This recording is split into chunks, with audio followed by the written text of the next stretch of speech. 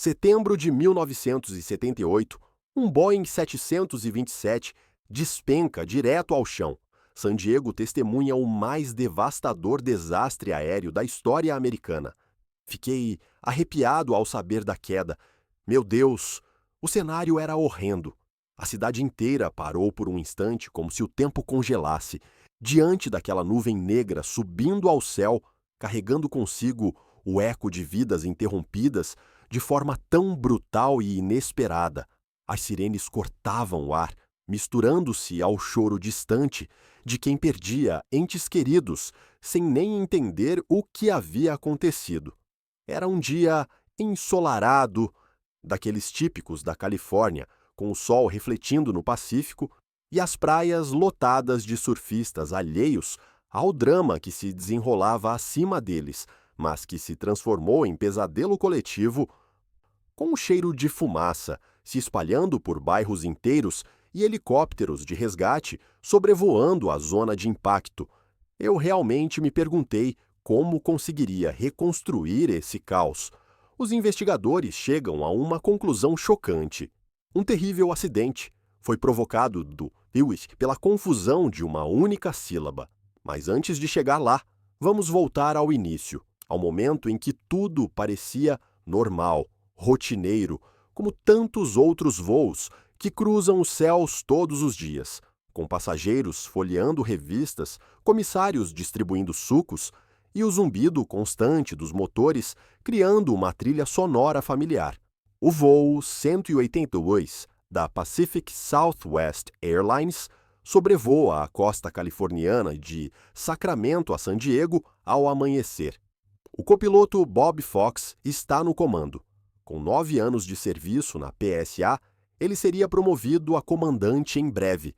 Bob era conhecido por sua precisão, por aquela calma que transmite confiança aos passageiros, mesmo quando o avião balança um pouco nas turbulências matinais sobre o Oceano Pacífico, cujas ondas brilhavam lá embaixo como um tapete de diamantes, ao nascer do sol, e ele ajustava os controles com movimentos suaves, checando instrumentos que piscavam em verde constante, enquanto conversava casualmente sobre o trânsito em Los Angeles com o engenheiro. O comandante Jim McFerron acumula 17 anos de experiência na empresa.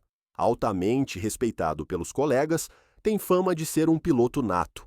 Ele voava com uma naturalidade que fazia os novatos se sentirem seguros, contando histórias de voos antigos entre uma checagem e outra, sempre com um sorriso discreto, lembrando de um pouso complicado em névoa densa anos antes, e agora supervisionava o painel, com olhos treinados para captar qualquer anomalia mínima. É o segundo voo do dia para os dois homens, após uma parada rápida em Sacramento, onde o café ainda quente era servido com aquele aroma que marca o início de uma jornada. E os passageiros desembarcavam apressados ou embarcavam com malas cheias de expectativas para o sul ensolarado. Entre os 128 passageiros, há 30 funcionários da Pacific Southwest. Vários deles voltam para San Diego, onde fica a sede da companhia, ansiosos por rever famílias ou simplesmente descansar após turnos exaustivos, trocando abraços no portão e compartilhando fofocas da empresa. Havia executivos com pastas cheias de relatórios sobre expansão de rotas, comissários de voo off-duty rindo de piadas internas sobre passageiros excêntricos, e até um grupo de engenheiros debatendo melhorias em manutenção de turbinas alheios ao destino que os aguardava, discutindo especificações técnicas com entusiasmo. A PSA era uma companhia aérea excepcional. Seus índices de manutenção e segurança eram notáveis, com mecânicos que inspecionavam cada parafuso como se fosse parte de sua própria casa, usando checklists detalhadas e ferramentas calibradas semanalmente. Gozava de ótima reputação no setor aeronáutico, sendo frequentemente citada em relatórios da FAA como exemplo de eficiência e cuidado, com prêmios em convenções anuais e parcerias com Fabricantes. Os pilotos sempre agem com cautela ao pousar no aeroporto Lindbergh de San Diego. Trata-se do aeroporto de pista única mais movimentado da América do Norte. Um lugar onde o tráfego aéreo se entrelaça como fios em um tear, exigindo atenção constante e coordenação impecável entre torre e cabines. Pilotos novatos treinavam horas extras só para dominar aquela pista, que parecia desafiar a gravidade com sua localização apertada entre morros e o mar, simulando aproximações em treinadores de voo avançados. O aeroporto de San Diego representa um desafio aos pilotos devido à proximidade com o centro da cidade e aos diversos obstáculos ao redor. Edifícios altos, como o Hotel Del Coronado, projetavam sombras longas, colinas íngremes forçavam descidas íngremes, e até o mar ali perto criavam correntes de ar imprevisíveis que balançavam as asas levemente. Havia uma elevação acentuada no terreno, forçando manobras precisas para evitar o pior, com ângulos de descida calculados ao grau. Os pilotos estão acostumados, mas cada aproximação era uma dança delicada com o vento, ajustando flaps e potência em sincronia. Alguns evitam falar, mas é um pouco assustador, especialmente em dias de neblina matinal que reduz a visibilidade a meros metros, forçando confiança total em instrumentos. Sempre se teme que um grave acidente ocorra, um erro mínimo que transforme rotina em tragédia, e histórias de quase circulavam nos briefings, reforçando protocolos. Histórias circulavam nos hangares sobre quase acidentes, lições que reforçavam a vigilância diária, como um pouso abortado por um pássaro na pista anos atrás. Vários outros aeroportos da região fervem de atividade com aviação comercial, militar e privada. Bases navais próximas, como North Island, lançavam jatos de combate ao céu para exercícios, enquanto aviões particulares de ricos locais cruzavam paths com cargueiros de entregas urgentes. O espaço aéreo nos arredores de San Diego é extremamente congestionado, um enxame de asas metálicas competindo por espaço, com rotas sobrepostas e altitudes sobrepostas. Com 600 voos diários, as aeronaves decolam e pousam sem pausa, controladores suando para manter a ordem no caos, usando fones de ouvido que nunca silenciavam. O voo Tank 82 terá que abrir caminho por esse tráfego intenso ao sobrevoar a cidade para aterrissar na pista 27, uma manobra que exigia curvas amplas sobre bairros residenciais, onde crianças olhavam para cima maravilhadas, com os gigantes voadores, acenando inocentemente. Martin Casey é o engenheiro de voo. Ele contata a sede da companhia durante a aproximação ao aeroporto, checando sistemas com a precisão de um relojoeiro, monitorando pressão de óleo e temperatura de motores. 905, 2 tem um pouco. Mesmo que o clima fosse leve e descontraído, eles eram altamente profissionais, trocando dados técnicos com risos ocasionais para aliviar a tensão de uma descida complexa. A tripulação da empresa era encantadora, com comissários que conheciam passageiros pelo nome, oferecendo lanches extras com simpatia genuína e contando anedotas locais. Sentia-se que estavam felizes em nos receber a bordo, criando uma atmosfera familiar a milhares de pés de altitude com anúncios personalizados. Era realmente ótimo, um voo onde o serviço transformava a viagem em prazer, com revistas atualizadas e fones para a música. Nosso sorriso é contagioso, era o lema deles, impresso em broches e refletido em cada interação, parte de campanhas publicitárias. Era uma experiência que fidelizava clientes, fazendo da PSA uma favorita entre os californianos, com programas de milhagem inovadores. Havia diversão, sim, mas sempre com profissionalismo subjacente, como quando o engenheiro brincava sobre o café fraco enquanto monitorava combustível, calculando reservas para contingências. A aproximação do voo 182 a Lindbergh é orientada por um controlador de aproximação em um centro a 15 quilômetros ao norte do aeroporto. Um prédio repleto de telas piscando e vozes urgentes em múltiplos canais. Esse centro de controle de aproximação está lotado de ação, com equipes rotativas lidando com picos de tráfego que testavam nervos, turnos de 8 horas intensos.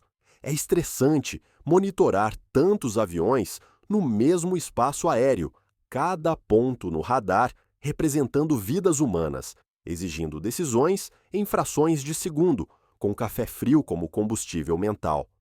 O controlador avista um Cessna voando à frente do 727 da PSA, um pontinho pequeno em meio ao gigante, movendo-se devagar na tela verde.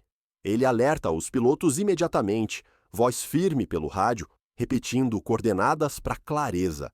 Foram informados sobre a presença de uma aeronave e confirmaram que haviam uma resposta rotineira que aliviava momentaneamente, mas exigia acompanhamento. Certo, a separação visual significa que o piloto tem a aeronave à vista e confirma, transferindo responsabilidade para a cabine. Uma vez aceita a aproximação visual pelo piloto, ele assume a responsabilidade por sua própria separação, olhos fixos no horizonte em busca de ameaças, varrendo o céu sistematicamente. Como dois barcos se cruzando no mar aberto, aquele que ultrapassa tem o dever de manter visualmente a separação necessária, ajustando altitude ou velocidade, sutilmente regras marítimas adaptadas ao ar. Na aproximação ao aeroporto, o voo inclina à esquerda para voar paralelo à pista, asas cortando nuvens baixas que umedeciam o para-brisa. Estará pronto para virar e pousar ao receber autorização, motores ronronando em harmonia com o vento. Era uma aproximação rotineira perfeita, sem turbulências ou alertas, o tipo de voo que pilotos amam por sua fluidez. Não havia o menor problema, até que o invisível começou a conspirar, pequenos fatores alinhando-se, como dominós. A aeronave agora está a menos de 8 quilômetros da pista. O cheiro de café ainda pairando na cabine, misturado ao aroma de refeições quentes.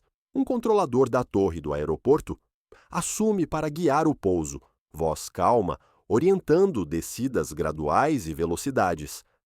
Todas as aeronaves que pousam e decolam num raio de 8 quilômetros do espaço aéreo do aeroporto são monitoradas por esse controlador, olhos grudados em múltiplas telas com sobreposições. O controlador do aeroporto orienta vários aviões além do 727 da PSA, priorizando com maestria adquirida em anos de prática, usando códigos para identificação rápida. Como há apenas uma pista em Lindbergh, o controlador aéreo deve vigiar rigorosamente a separação devido às diferenças de velocidade entre as aeronaves, calculando intervalos como um matemático, com fórmulas mentais. Os jatos têm velocidade de aproximação muito superior ao Cessna, que flutua como uma folha ao vento, exigindo buffers maiores. Precisam de mais separação para evitar sucção ou colisões em esteira turbulenta. Agora são 9 horas, o sol já alto e iluminando a baía de San Diego, onde barcos pontilhavam água e iates de luxo ancoravam. Vários passageiros do voo 182 se preparam para o dia de trabalho em San Diego, ajustando gravatas, revisando agendas em pastas, ligando para escritórios para confirmar reuniões. Alguns dormiam profundamente, outros liam jornais com notícias do dia sobre política local ou esportes. A poucos minutos do pouso, o copiloto Bob Fox avista uma aeronave ao longe, um reflexo rápido no para-brisa que desaparece em nuvens. Um fotógrafo profissional, posicionado em uma colina próxima com câmera teleobjetiva, vê o voo 182 em chamas subitamente, capturando o horror em frames que chocariam o mundo, zoomando no fogo que engolia a cauda. O radar do controlador de aproximação revela que o 727 e o Cessna entraram em colisão, linhas se cruzando fatalmente na tela, alarme soando tarde demais. 2 aviões colidindo sob sua supervisão. É o pior pesadelo de um controlador, um erro que assombra noites com replay mental. Nada é mais traumático, o peso da culpa misturado ao choque, levando a terapias posteriores. Eu te amo, palavras finais capturadas de um passageiro ao telefone, ecoando em gravações analisadas. Entrou direto, só o início das chamas, fogo engolindo metal e espalhando-se rapidamente. Era simplesmente incrível, uma bola de fogo caindo como um cometa, deixando trilha de fumaça preta. Fiquei arrepiado ao saber da queda, a notícia se espalhando como o próprio incêndio por rádios e TV. Milhares de pessoas viram aquela imensa nuvem de fumaça e fogo em forma de cogumelo, subindo centenas de metros, escurecendo o céu azul e bloqueando o pôr-do-sol. 2 aeronaves colidiram antes de cair sobre San Diego. Destroços chovendo como granizo mortal sobre ruas e quintais. A cidade inteira está em choque e mal se imagina a dimensão da tragédia. Ruas bloqueadas, hospitais lotados, com feridos gritando. Permanece o pior desastre na história do condado de San Diego, marcando gerações com cicatrizes invisíveis e memoriais anuais. Uma testemunha relatou ver corpos caindo, quicando pelo ar, uma visão que assombraria para sempre, gravada em pesadelos. Teme-se que todos os ocupantes das 2 aeronaves tenham perecido, sem chance de paraquedas ou milagre, investigações confirmando depois. O avião da PSA caiu na esquina das ruas Dwight e Nile, esmagando carros e casas como papel, criando cratera fumegante.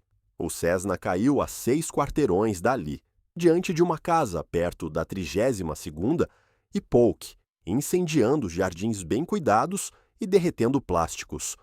22 casas são destruídas, telhados desabando em cascata com estrondo. 7 residentes do bairro perdem a vida, vítimas inocentes em seus quintais tomando café. Há 9 feridos, queimados ou atingidos por estilhaços, lutando pela vida em macas, alguns com membros amputados. A cidade é um caos e o policial Clark se apressa ao local para tentar encontrar sobreviventes. Sirene uivando pelas ruas, engarrafadas, desviando de destroços. Parecia que uma bomba enorme havia explodido.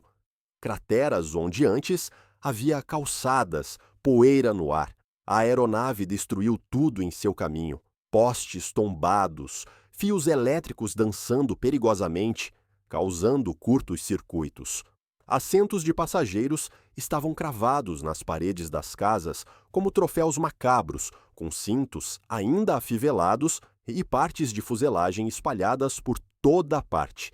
Brilhando ao sol impiedoso, algumas quentes ao toque. Não encontrei nenhum corpo inteiro, apenas fragmentos irreconhecíveis misturados a destroços, exigindo identificação por DNA primitivo. 2 horas após a queda, a investigadora do NTSB, Kate Funk, chega de Los Angeles, voando em um jato pequeno para acelerar, pousando em pista secundária. Como eu era a investigadora de plantão naquele dia, recebi a ligação do agente da FAA enquanto tomava café em casa. Ele me informou que uma colisão em voo ocorrera em San Diego, voz tremendo ligeiramente com o choque. Meu Deus, o cenário era horrendo, cheiro de combustível queimado impregnando o ar e roupas.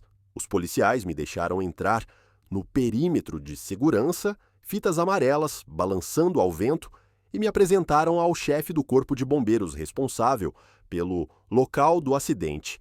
Rosto coberto de fuligem e olhos vermelhos.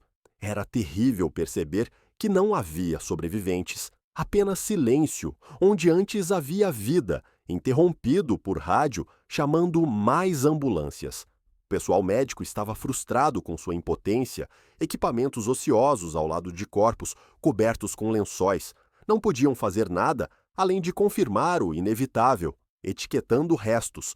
144 pessoas perderam a vida, incluindo as 7 vítimas em solo, um número que ecoaria em relatórios por anos, com listas publicadas em jornais. Trata-se do pior desastre aéreo da história dos Estados Unidos, superando até acidentes anteriores em escala e impacto urbano. Eu absolutamente não esperava isso, apesar de anos na função lidando com quedas menores. Havia tantos fragmentos de destroços e peças espalhadas, não só da aeronave, mas também de casas, brinquedos infantis misturados a turbinas, malas abertas com roupas voando. Comecei fotografando a cena e tomando notas, flash da câmera, iluminando a escuridão da tragédia, catalogando cada item. Como eu reconstruiria esse quebra-cabeça gigante de metal e carne?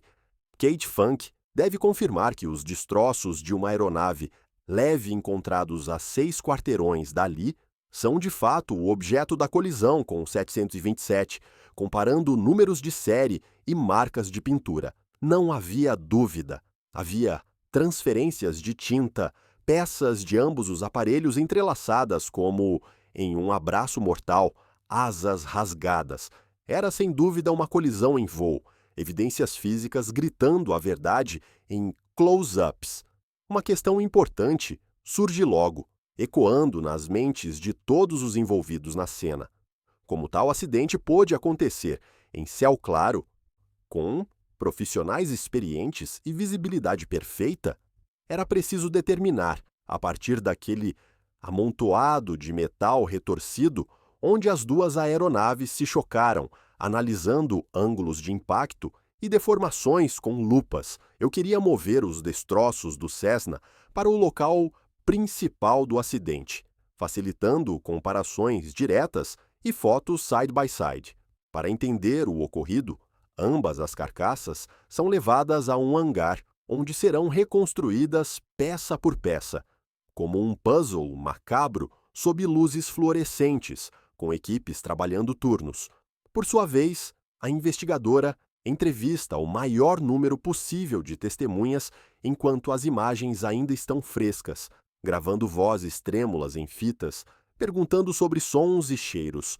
Em minhas investigações, notei que as melhores testemunhas são crianças e jovens até 17 ou 18 anos. Mentes puras, sem filtros adultos ou medo de errar. Elas dão um relato excelente do que realmente viram, não do que acham ter ouvido ou vislumbrado em pânico, desenhando até em papel. Várias pessoas descreveram o que viram cair do céu, desde rodas girando no ar até malas explodindo no impacto, detalhes vívidos. Mas nada proveitoso emerge inicialmente, fragmentos de histórias que não se conectam como peças soltas.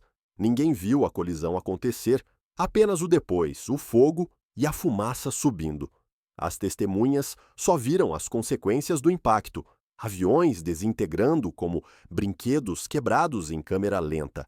As imagens mais próximas da colisão foram gravadas por uma equipe de televisão local, que por acaso filmava exercícios militares próximos em Miramar. Nelas, vê-se a queda vertiginosa do Cessna, girando descontrolado como uma folha seca em vendaval, fumaça saindo da hélice. O NTSB envia reforços de Washington, incluindo o investigador principal, Philip Hogue, especialista em reconstruções complexas e acidentes mid-air. Fiquei feliz que ele viesse nos ajudar, trazendo experiência de dezenas de casos semelhantes. O suporte técnico era fantástico, com equipamentos de ponta, voando de costa a costa em aviões cargo. Dividimos as tarefas meticulosamente, cobrindo todos os ângulos, de radar à psicologia humana. Ele revisa os relatórios do dia da aeronave leve para saber mais sobre ela, checando manutenção e histórico de voo em arquivos da escola. O Cessna pertencia a uma escola de pilotagem em Montgomery Field, usada para treinamentos básicos e avançados, com frota de 10 aeronaves similares. Um aluno piloto fazia aula, praticando manobras sob orientação seu terceiro voo solo supervisionado. Um instrutor de voo sentava à direita, supervisionando cada movimento com pedal e yoke, e seu aluno aprendia voo por instrumentos, olhos fixos no painel artificial Horizon. Os investigadores descobrem que o aluno realizou 2 aproximações na pista 9 para praticar pousos por instrumentos, simulando condições de baixa visibilidade com capuz. Ao voar por instrumentos, a aproximação à pista exige mais treino que o pouso em si, demandando confiança total nos gauges e correções constantes. A mídia local tira conclusões precipitadas, manchetes sensacionalistas culpando o inexperiente, com fotos do aluno. Muitos disseram que o Cessna era responsável pela queda porque um aluno piloto estava nos comandos, alimentando debates acalorados em rádios talk show. Na mente do público e da mídia, há um preconceito de que aviões de linha têm prioridade em decolagens e pousos nos aeroportos, como reis do céu em hierarquia implícita. Mas não é assim. É primeiro chegado, primeiro servido, regras claras da FAA para a equidade, publicadas em manuais. No entanto, quando um avião de linha tem uma descida alinhada, designada para um aeroporto internacional, é legítimo questionar o que uma aeronave leve faz em sua trajetória, invadindo corredores sagrados de approach. A investigação da tragédia do voo 182 avança com a descoberta das 2 caixas pretas, achadas entre escombros carbonizados por cães farejadores. Recuperamos o gravador de voz da cabine à frente da aeronave, intacto milagrosamente apesar do fogo, e o gravador de dados de voo no compartimento traseiro, resistindo ao impacto com caixa laranja. Foram enviados a Washington em maletas seguras com escolta. Obter os dados dos instrumentos e o conteúdo das trocas na cabine é um processo demorado, envolvendo especialistas decifrando fitas magnéticas danificadas com software inicial. Enquanto isso, os investigadores interrogam o primeiro dos 2 controladores que guiaram as aeronaves em salas frias com café amargo e gravadores rodando. O controlador de aproximação lembra das rotas planejadas das 2 aeronaves, desenhando no papel para ilustrar curvas, mas não pode dizer com certeza quais seguiram afinal, pois os dados do radar de aproximação não são gravados, uma limitação da época que seria mudada depois. Então, o 727 voava para leste, para fazer uma curva e pousar na pista 27 como piloto. Já voei várias vezes em Lindbergh e me perguntei se tinham os rumos e altitudes corretos. Reflexões que agora assombram com e se. Identificar as trajetórias exatas exige cálculos complexos que incluem dados de uma estação de informação de voo de Los Angeles, cruzando números como detetives com mapas. Enquanto isso, uma transcrição das conversas entre o controlador e as tripulações revela que os pilotos das 2 aeronaves conheciam suas posições relativas, confirmações verbais que pareciam suficientes, mas ambíguas em retrospecto. O Cessna também foi alertado sobre a presença do 727 atrás dele, uma advertência clara pelo rádio, com repetição para ênfase. Se os pilotos das 2 aeronaves estavam cientes da situação, os investigadores questionam como explicar a colisão, um mistério que consome horas de análise em reuniões. Sem contar que um novo dispositivo de radar fora instalado no mês anterior, justamente para evitar tais acidentes, uma tecnologia promissora, testada em campo com promessas de revolução. O radar anti-colisão foi projetado para alertar controladores de uma colisão iminente entre 2 aeronaves e preveni-la, piscando alarmes vermelhos e sugerindo manobras. Mencione ao meu supervisor, disse o controlador calmamente, mas como havia vários alarmes falsos por dia devido a calibrações iniciais e pássaros, não se preocuparam, um erro que custaria caro e levaria a ajustes. Os controladores ignoram o alarme. focando em outros tráfegos prioritários, mas ainda assim contatam o Cessna para repetir mensagens anteriores, reforçando cautela com tom amigável. Pode-se dizer que o controlador fez uma chamada de cortesia ao Cessna, amigável, mas rotineira, sem urgência percebida. É exatamente nesse momento que a colisão ocorre, um clarão no céu seguido de silêncio rádio absoluto. Na minha opinião, deveriam have monitorado esses dois aviões mais de perto, zoomando no radar e ignorando distrações. Faltou vigilância, uma cadeia de pequenas falhas, alinhando-se perfeitamente como em um dominó trágico. Os investigadores então interrogam o controlador da torre de Lindbergh para saber por que não conseguiu alertar as duas tripulações da colisão iminente, pressionando por detalhes minuciosos de cada segundo.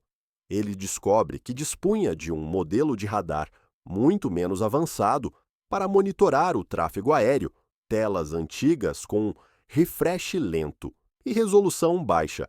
Esse controlador não tinha radar anticolisão, dependendo de olhos e cálculos manuais com régua. Quando o controlador percebeu que as aeronaves voavam a 1 quilômetro uma da outra, alertou o 727 urgentemente com voz elevada. Se o piloto disse que passa à nossa direita, significava que ainda mantinha a separação visual, uma interpretação lógica, mas errada. Era a responsabilidade dele, e o controlador não precisava se preocupar excessivamente com intervenção.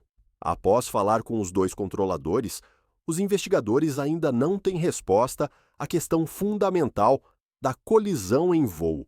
Qual das duas aeronaves atingiu a outra, o gigante ou o pequeno, e em que ângulo exato? Calculando as perseguições radar das duas aeronaves com software primitivo da época, a resposta é inequívoca. Traços claros no papel plotado. O Cessna nunca passou à direita do voo da PSA. Sempre esteve à frente, um alvo imóvel no caminho errado. Posição confirmada por múltiplas fontes. A aeronave de 91 toneladas voando a quase 300 km por hora literalmente rasgou o Cessna mais lento e muito mais leve, asa cortando fuselagem como faca em manteiga. As perseguições radar revelam outro indício importante: desvios sutis que mudam tudo em simulações 3D. Pouco antes do impacto, o Cessna desviou diretamente para a trajetória do 727, uma curva fatal de graus mínimos causada por erro humano. Pela trajetória das duas aeronaves, se o Cessna não tivesse desviado, não haveria colisão, um C, que atormenta investigadores. Um exame detalhado do diário de voo de treino pode explicar essa mudança de rumo, páginas cheias de anotações do instrutor sobre correções anteriores. O piloto do Cessna usava um dispositivo de ocultação para aprendizado de voo por instrumentos, uma viseira que bloqueava o mundo exterior completamente. Para obter qualificação de voo por instrumentos, o piloto deve aprender a voar confiando só nos instrumentos, ignorando instintos visuais e sensações. Em tempo bom, bloqueia-se o horizonte natural, com capuz ou viseira ajustável. Era uma viseira preta, que emoldurava o rosto, isolando-o completamente do céu azul. Até ali, ele não via nada além de ponteiros e luzes do painel. Kate Funk questiona se esse dispositivo não desviou o aluno piloto no pior momento, uma distração fatal em treinamento crítico. O Cessna recebera a diretiva de manter rumo 70 graus, uma linha reta no mapa com marcadores. Ensina-se aos pilotos a varrer visualmente os instrumentos para manter o rumo, olhos dançando entre altímetro, compasso e velocímetro. Pode acontecer que um piloto em treino desvie do rumo, porque sua varredura visual não é rápida o suficiente. Erro comum em novatos sob pressão. Por outro lado, mesmo se o dispositivo de ocultação influenciou a mudança de rumo do Cessna, como a tripulação experiente de um 727 perdeu de vista uma aeronave voando diretamente à frente, Um ponto claro no céu por minutos. Os investigadores temem nunca entender por que o piloto do Cessna desviou do rumo para se colocar diretamente na trajetória de voo de um 727, uma manobra inexplicável apesar de reconstruções. Por que o piloto não manteve o rumo designado, ignorando comandos repetidos? É uma pergunta sem resposta definitiva, apesar de teorias sobre fadiga ou distração. Deve-se notar que a mudança de rumo não era significativa o suficiente para o controlador contatá-lo. Um desvio de meros graus invisível em radar coar-se. Pelo radar, o Cessna claramente desviou, mas as reais consequências permanecem provadas em simulações detalhadas.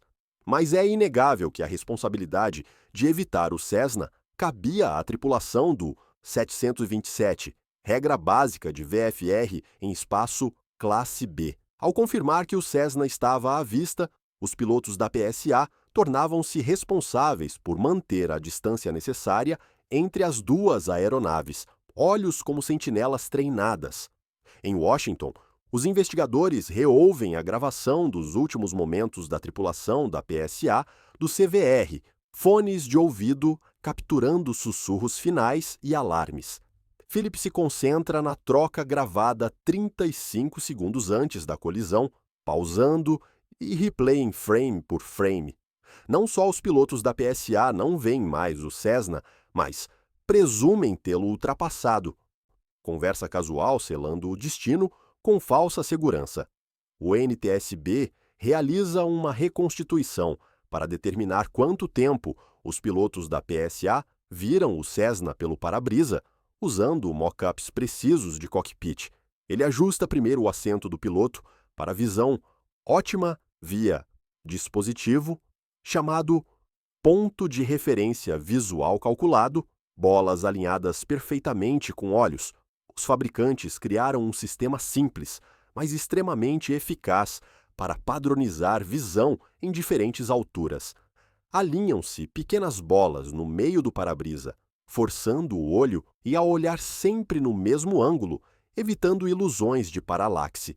Uma vez posicionado, o fotógrafo usa uma câmera especial para imagens panorâmicas do campo de visão de cada piloto, capturando graus exatos com lentes fisheye.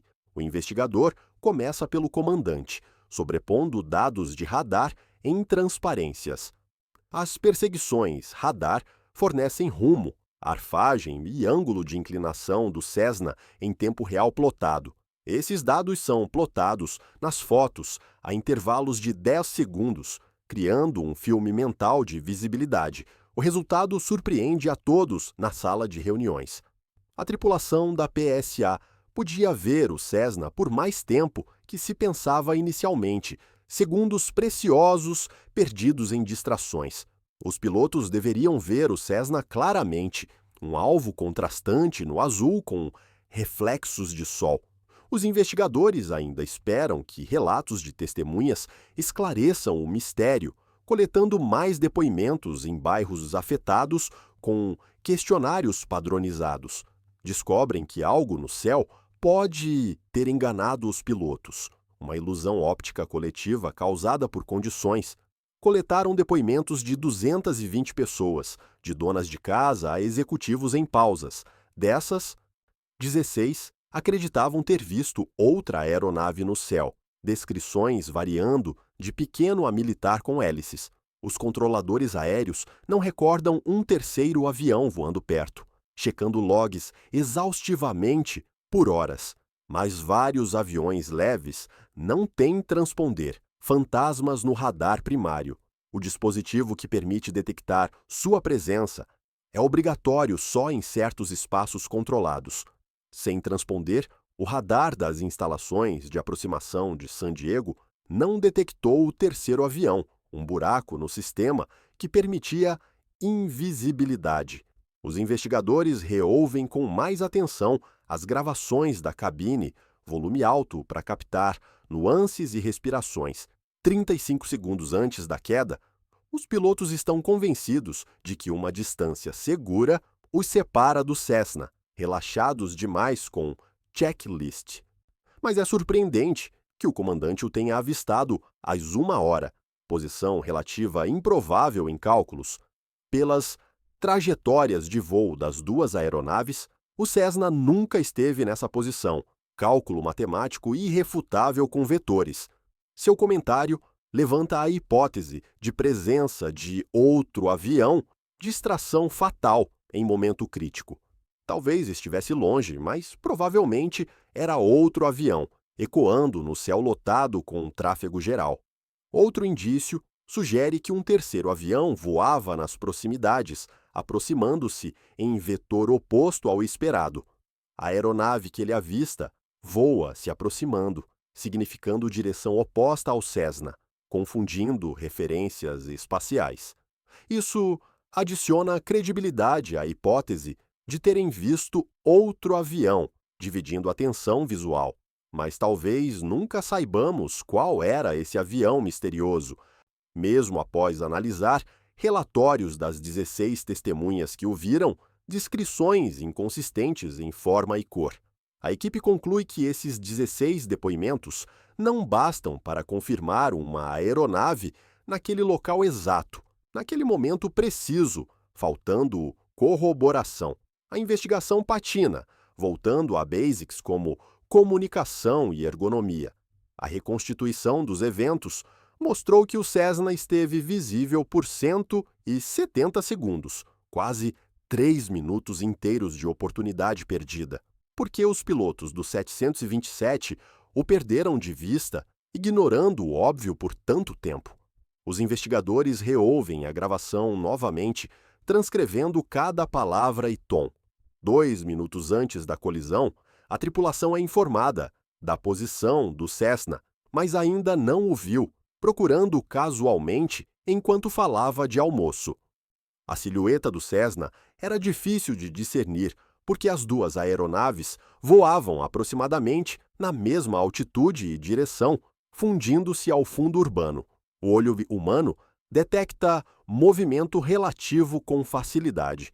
Ora, pela maior parte do tempo, nada se movia pelo para-brisa, estase perigosa que camuflava. O Cessna estava visível há quase 80 segundos, mas os pilotos não notaram, distraídos por rotina diária.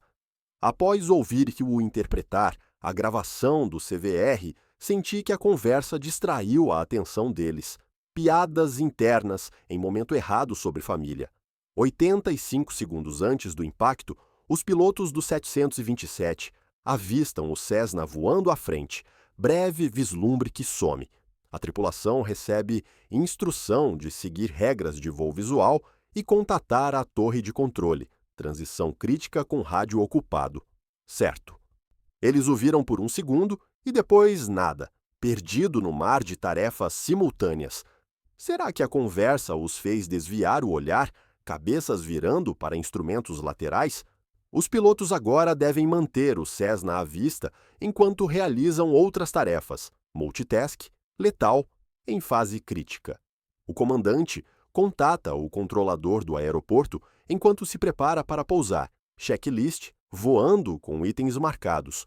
Devem configurar as asas com slats e flaps apropriados em estágios, estender o trem de pouso com ruído hidráulico e luzes verdes, ajustar vários sistemas como potência, trim e anti-ice. Muita coisa acontece na cabine, luzes piscando, alertas sonoros suaves.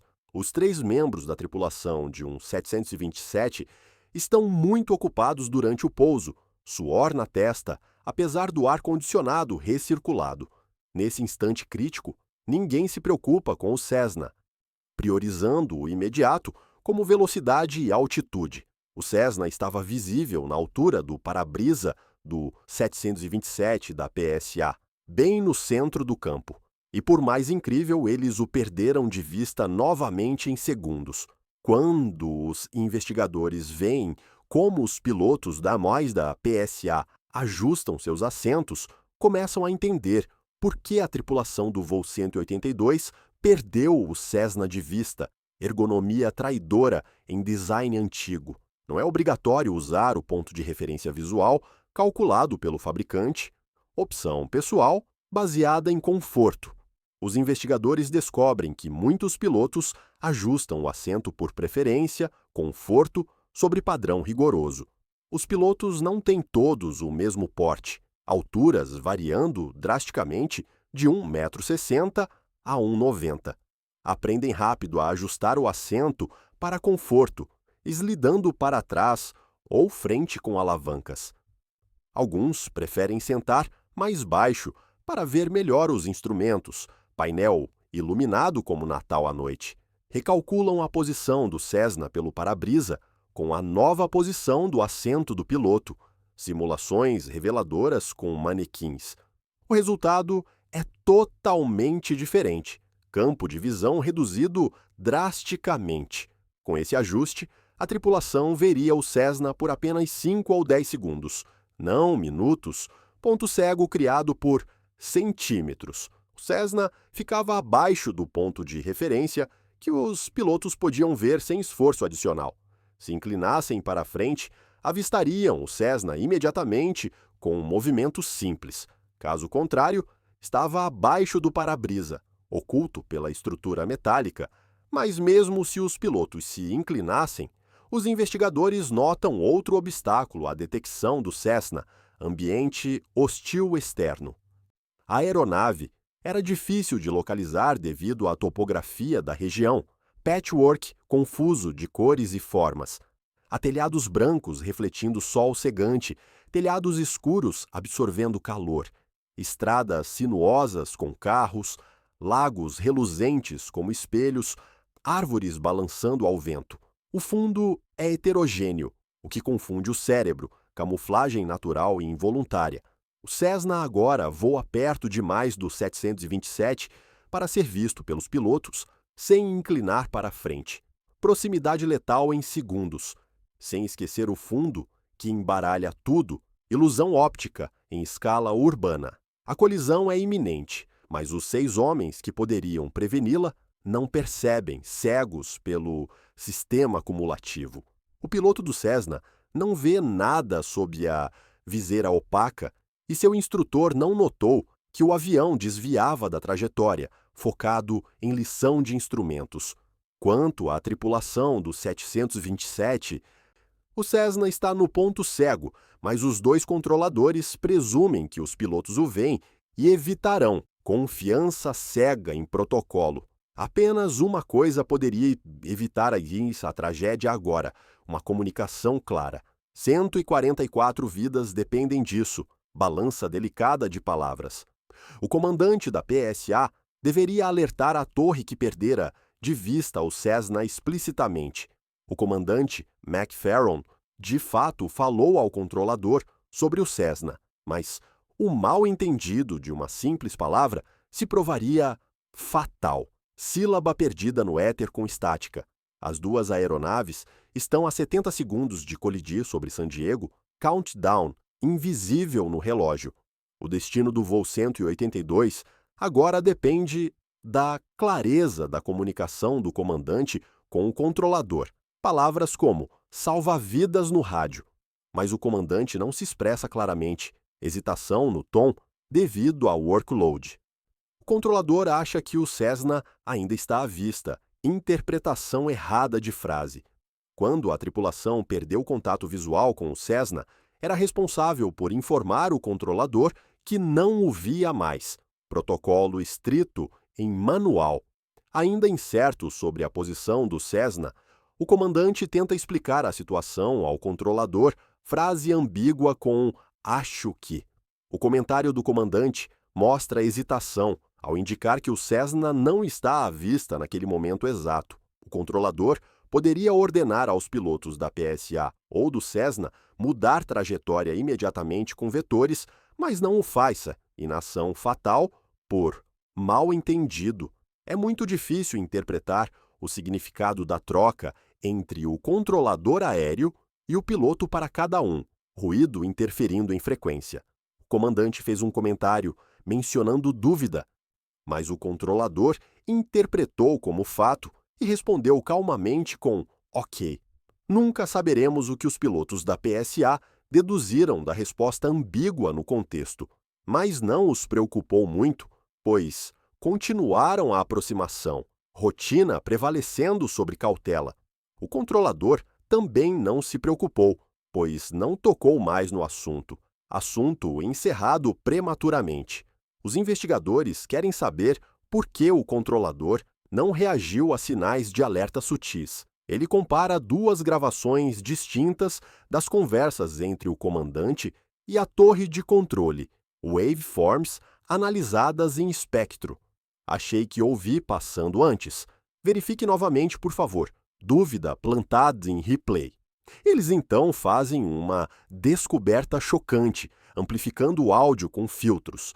Com o chiado nas comunicações de rádio, estática comum, na época de equipamentos analógicos, o controlador ouviu ele passa em vez de ele passou, tempo verbal, mudando tudo dramaticamente. Esse mal-entendido provavelmente selou o destino do voo 182, presente versus passado em interpretação. As gravações revelam que uma simples palavra do piloto do voo 182 da PSA foi mal compreendida pelo controlador da Torre de Lindbergh, erro humano amplificado por tecnologia. Os investigadores, enfim, entendem por que o controlador não reagiu com urgência imediata.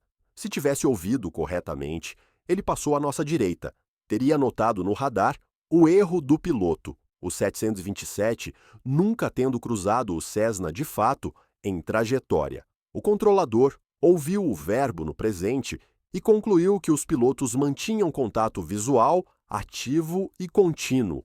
Acreditou que o piloto mantinha a separação visualmente em tempo real. Era responsabilidade dele, exclusivamente no VFR. O controlador não precisava se preocupar mais com intervenção.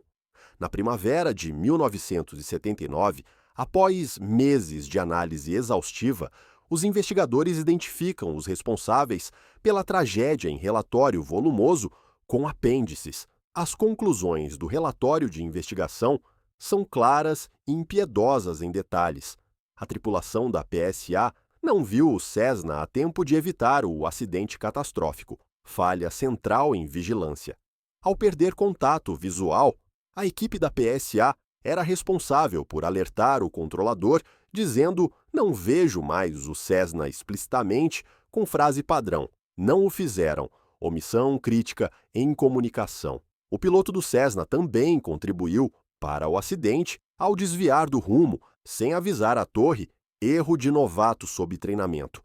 Os dois controladores são culpados por não seguir procedimento ao omitir informar o rumo exato do Cessna à tripulação do 727. Comunicação falha em cadeia. Quando penso nisso, uma profunda tristeza volta.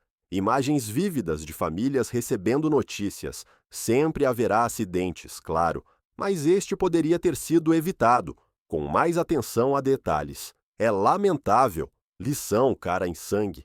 O relatório recomenda melhorar o sistema de controle de tráfego aéreo no aeroporto Lindbergh, upgrades urgentes em radar e treinamento. Os procedimentos mudaram após o acidente. Manuais reescritos com novos protocolos. Implantaram uma região de controle terminal mais ampla e várias restrições quanto a tráfego, altitude, separando categorias de aeronaves. Muitas medidas para tornar as operações mais seguras foram adotadas em Lindbergh.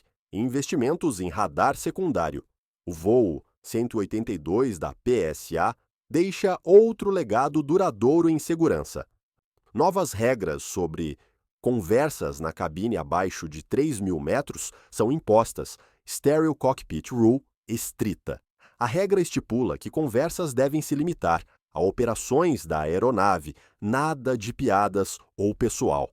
Na época do acidente da PSA, não era assim. Liberdade excessiva levando a distrações. A tragédia do voo 182 da PSA também impulsionou a FAA a desenvolver novas tecnologias aceleradamente com orçamento extra. 3 anos após o acidente, em 1981, um dispositivo de segurança chamado TUAS, ou Sistema Anticolisão em Voo, foi inventado. Revolução em aviônicos. Todos os aviões de passageiros agora o tem obrigatoriamente em frotas comerciais. Esse sistema alerta pilotos. Assim que outra aeronave voa perto, voz sintética, avisando traffic com resolução. O TCAS é uma bênção dos céus, salvando milhares desde então em incidentes evitados, instalado nos transponders para manter pilotos informados da posição de todos os aviões nas redondezas, rede invisível de proteção. Demos passos gigantes para tornar a aviação mais segura para viajantes e merecer sua confiança ao levá-los ao destino, legado amargo, mas vital, que transformou a indústria. Se você gosta do vídeo, inscreva-se. Essa história nos lembra como pequenos erros podem levar a grandes tragédias, mas também como aprendemos com elas para voar mais seguros amanhã, com tecnologias e treinamentos melhores. Detalhes como ajuste de assento, fundo confuso, comunicação ambígua, tudo conspirou em uma tempestade perfeita. Mas mudanças vieram radicais. O céu sobre San Diego nunca mais seria o mesmo, mas ficou mais protegido com lições gravadas. Se você gostou do vídeo, inscreva-se.